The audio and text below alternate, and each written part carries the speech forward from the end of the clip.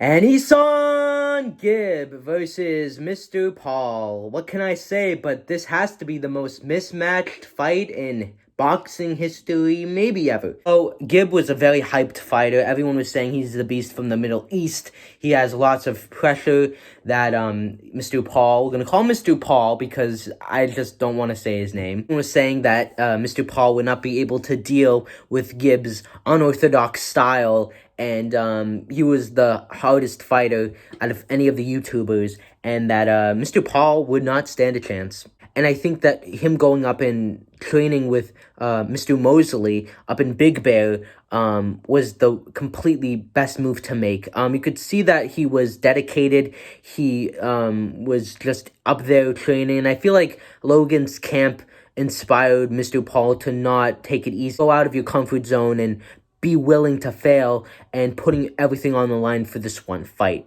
You see, I think that a lot of people didn't understand the huge physical advantages that Mr. Paul had over Gibb, and also not seeing how bad of a fighter Gibb is actually. And in an interview that Vidal had with Mayweather Promotions, he talked about the Gibb fight and said how he would have advised Gibb not to take it, as Gibb and Mr. Paul are in two completely different weight classes.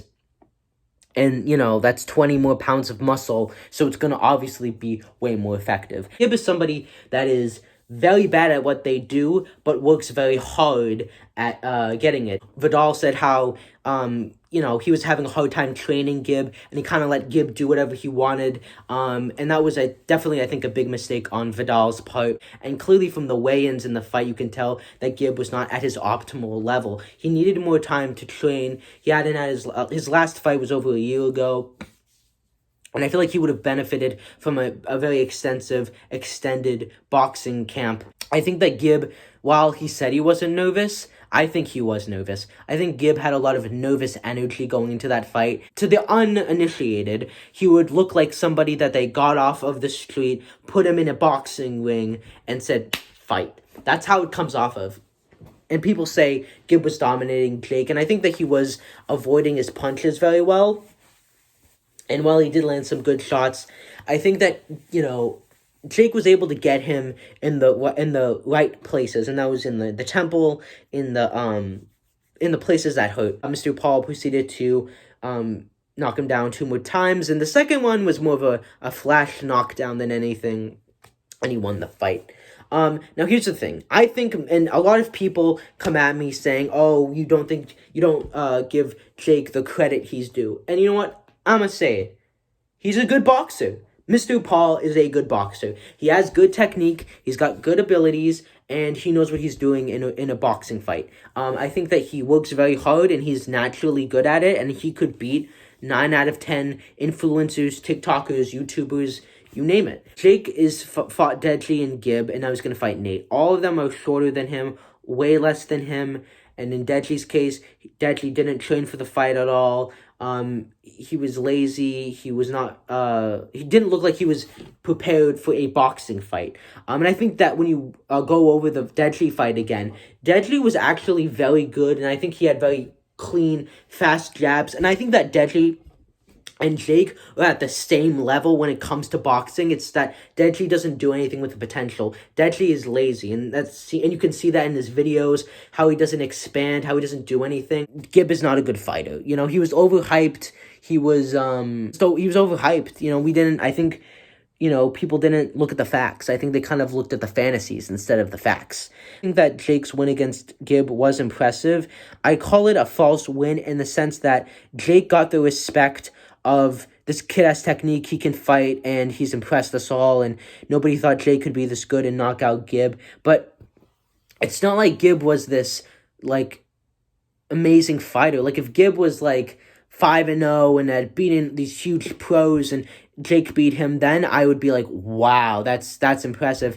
And I think that's kind of why people kind of wrote off the Gibb fight, is because at the end of the day, Gibb was not a huge threat to Jake, and it wasn't it was a huge accomplishment. Jake and Logan both said on the podcast, it wasn't like winning against Gibb was a huge accomplishment. And it wasn't, you know what I mean? It was, I think that Jake's abilities were impressed and shocked everybody because of how bad Gib was, which in turn made Jake look even better. And that's still to say that Jake is a very good fighter. I just think that, you know, just I feel like Jake just needs to be a little more level-headed with his boxing abilities, in the sense that he needs to understand that while he did win against Gib, and that is a very impressive win, everything that Gib was hyped up to be, he never actually was to begin with. And with the Nate fight, again, Nate, I don't think he'll be up to the level that Jake is at, because he hasn't been doing it as long as Jake, and I think that Jake will have more experience and just be quicker and faster, and that's how he'll be able to beat Nate. I feel like if Nate was younger and had more fights on his back, and, had been doing this for a while, I think Nate would have a better chance, and I feel like since it's happening in November, I don't think we'll get that first round knockout that Jake wants. I think that Nate's going to be like deadly and impress us all. Still lose, but I think put on a much more impressive fight than Gib. And Vidal put it perfectly.